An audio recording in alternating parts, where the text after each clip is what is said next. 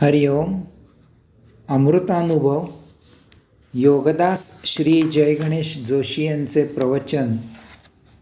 अध्याय 7. अज्ञानखंडन. ओवी क्रमांक 197. तैसे पाहणे न पाहणे, पाहणेपणेची हो नेणे, आणि दोन्ही हे येणे स्वयेची असी जे. अर्थात याचप्रमाणे आत्मपरब्रह्म दृश्य अदृश्य याला साक्षी असून ते दोन्हीही प्रकारे उपलब्ध असणारे आहे, कारण दोन्हीही प्रकारे ते स्वतःच आहे. मागील ओव्यांमधून आरसा, सूर्य, रस अशी जी 3 उदाहरणे माऊलींनी दिली, त्याप्रमाणे आत्मपरब्रह्म दृश्य किंवा अदृश्य अशा कोणत्याही प्रकारे आपल्याला सदा साक्षात्कारित आहे, उपलब्ध आहे, कारण ते अशा दोन्हीलाही साक्षी आहे. ज्याला पाहिजे त्याने त्याच्या आकलनशक्तीप्रमाणे त्याला उपलब्ध करून घ्यावे आणि स्वतः साक्षात्कारित होऊन मुक्त व्हावे. आत्मपरब्रह्माला याच्याशी काहीही कर्तव्य नाही. साक्षात्कारित व्हा किंवा होऊ नका. आत्मपरब्रह्म दोन्हीलाही सदा साक्षी आहे, मौन आहे, प्रशांत आहे. ते सर्व काही उपलब्ध करून देते आणि नंतर या सर्वाची फक्त लीला अवलोकन करते. येथे 2 गोष्टी पाहण्यासारख्या आहेत. 1. आपण दृश्य जड अशा मूर्तरूप धारणेवर ध्यान लावावे आणि त्यायोगे अदृश्यात सूक्ष्मात प्रवेश करावा, किंवा अंतःकरणातील अदृश्य सूक्ष्म अशा धारणेवर ध्यान लावावे आणि त्याला त्याच्या परम ऊर्जामय परम स्वयं जड प्रकाशात दृश्य करावे. या दोन्हीही प्रकारे आत्मपरब्रह्म आपल्याला साक्षात्कारित होते, उपलब्ध होते, प्राप्त होते. याचे कारण माऊली या ओवीत सांगत आहेत. अशा दोन्हीही प्रकारे तो आणि फक्त तोच एकमेव उपलब्ध होतो, कारण या ब्रह्मांडात त्याच्या एकाशिवाय अन्य काहीही नाही. सूक्ष्मात किंवा जडात किंवा या दोहोच्याही अलीकडे किंवा पलीकडे केवळ तेच ते अनन्य आत्मपरब्रह्मच फक्त आहे. येथे दुसरे काहीही नाही. येथे जरी द्वंद्व असले आणि ते परस्पर विरुद्ध असले तरीही त्या दोहोमध्ये तेच आणि फक्त तेच अनन्य आहे.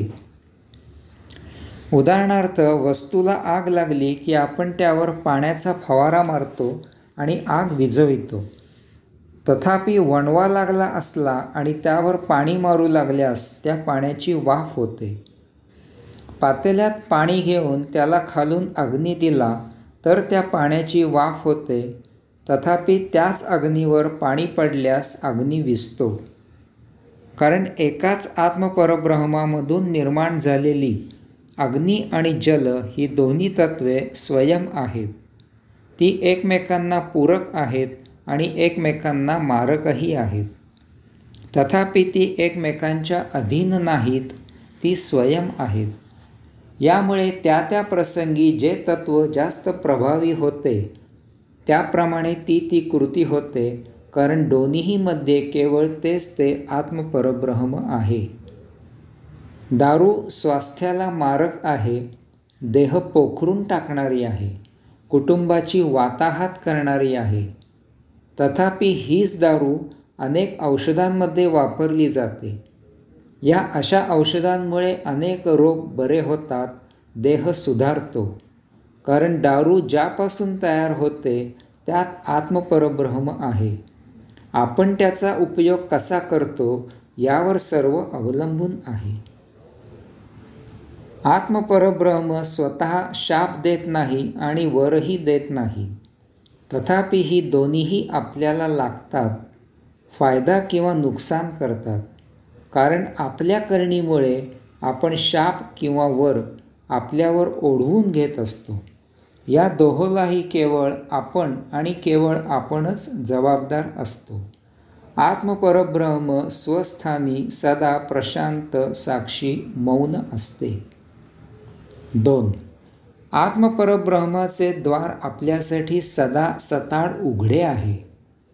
वस्तुतः तेथे द्वार नसतेच. तेथे फक्त त्याच्यावरील भावभक्तीची, श्रद्धेची, परम मधुर प्रीतीची चौकट आहे. तेथे आपले सदा स्वागत आहे. कोणीही कधीही यावे आणि दर्शन घेऊन साक्षात्कारित व्हावे, मुक्त व्हावे. ते आपल्यासाठी सदा उपलब्ध आहे, आपली आतुरतेने वाट पाहत आहे.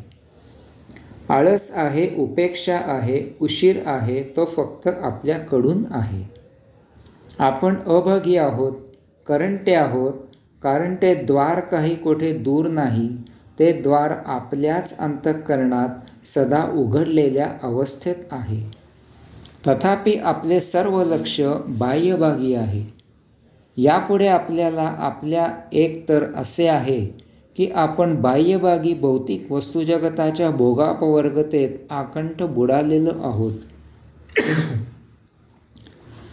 त्याद्वारे जाण्यासाठी आपल्याला सवड कोठे आहे. आपले उपभोग आपल्याला सदा असमाधानी आणि अतृप्त ठेवणारे आहेत. आपले उपभोग सदा आणखी असा पुकारा करणारे आहेत. त्यासाठी सदा आपल्याला त्यांच्या मागे पळविणारे आहेत. यामधून त्या आत्मपरब्रह्माची आपल्याला साधी आठवण तरी कोठे होते.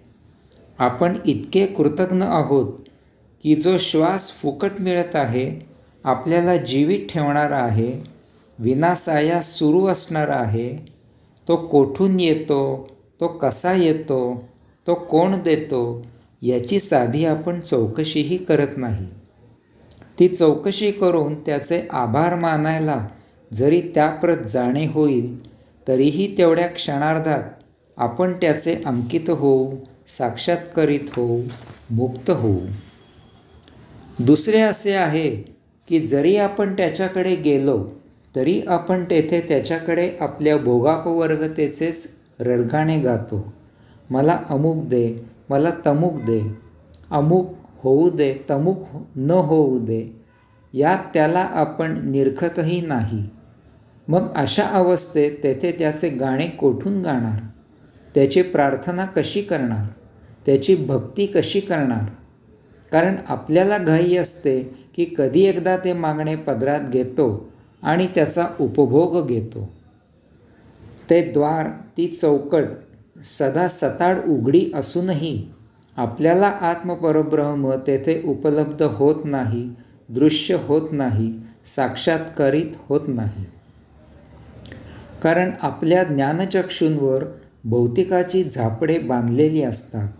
ती फक्त उपभोग पाहतात, त्याला पाहत नाहीत. कारण आपल्यात भावभक्ती, श्रद्धा, प्रीती यांचा लवलेशही नसतो. याउलट तेथे फक्त भौतिकाचा स्वार्थ, लोभ, मोह, अहंकार इत्यादींची दाटी असते. यात त्याचे दर्शन कसे होणार. सूर्य उगवतो आणि मावळतोही. त्याच्या कोणत्या उपलब्धतेचा कसा उपयोग करायचा ही आपली जबाबदारी आहे. ऋतू येतात आणि समाप्त होतात. त्यांचा त्या वेळी कसा उपयोग करायचा हे आपण ठरवायचे आहे. दशदिशांनी आपल्यावर बऱ्या वाईट अशा असंख्य संस्कारांचे सतत चिंतन होत असते. यातील कोणते संस्कार आपण करून घ्यायचे याचे आपण निरीक्षण करायचे आहे. यास्तव उपलब्धतेची उपयुक्तता ओळखून त्याचा सदुपयोग करून घेणे ही फक्त आपली आणि फक्त आपलीच जबाबदारी आहे. यासाठी ती उपलब्धता जराही पुढाकार घेत नाही, ती साक्षी असणारी आहे. ओवी क्रमांक 198. जे पाहणेची म्हणून या, पाहणे नव्हे आपण या, तै न पाहणे आपसया हाची आहे. अर्थात आत्मपरब्रह्म जाणता येते, तथापि त्याची पकड होत नाही. ते स्वतःचे स्वतः विषय वस्तू असत नाही, हे असेच आहे. आपल्याला फुलाचा वास जाणवतो, परंतु तो वास आपल्याला पकडता येत नाही. आपल्याला रसातील चव जाणवते, परंतु आपण त्या चवीला पकडू शकत नाही. आपल्याला सूर्यातील तेज जाणवते, परंतु आपण त्या तेजाला पकडू शकत नाही. आपल्याला माणसातील माणुसकी जाणवते, परंतु आपण ती माणुसकी पकडू शकत नाही. आपल्याला देहातील चैतन्य जाणवते, परंतु त्या चैतन्याला आपण पकडू शकत नाही. याचप्रमाणे हेची आहे. आत्मपरब्रह्म दृश्य किंवा अदृश्य असे कसेही जाणता येते, त्याचा साक्षात्कार होतो, आपण मुक्त होतो. हे असे असूनही आत्मपरब्रह्म स्वतःचा विषय असत नाही. ते स्वतः कधीही आपल्याला दृश्य करून घेत नाही. पाहिजे तर आपण भक्तिमार्गे किंवा सांख्यमार्गे साधना करावी आणि त्याला जाणावे, साक्षात्कारित व्हावे. आत्मपरब्रह्म स्वतः कधीही आपणहून आपल्याला जाणवणार नाही. यासाठी ते कधीही पुढाकार घेणार नाही. कारण मग तसे असेल तर मानवाला मुक्त करण्याची जबाबदारी त्याच्यावर येईल. आधीच बेलगाम असलेला मानव आणखीनच उधळेल. यास्तव ते सदा प्रशांत, साक्षी, मौन असते. अर्थात साधकांनी एक पाऊल पुढे टाकले तर त्याला प्रतिसाद म्हणून आत्मपरब्रह्म 4 पावले पुढे येते.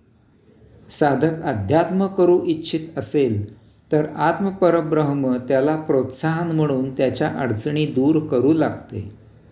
परंतु नेहमीच ते साधकाला पुढाकार घ्यायला, मेहनत घ्यायला लावते. कारण यातच साधकाच्या चिकाटीची, तळमळीची सत्य प्रचिती येते. हरिओम.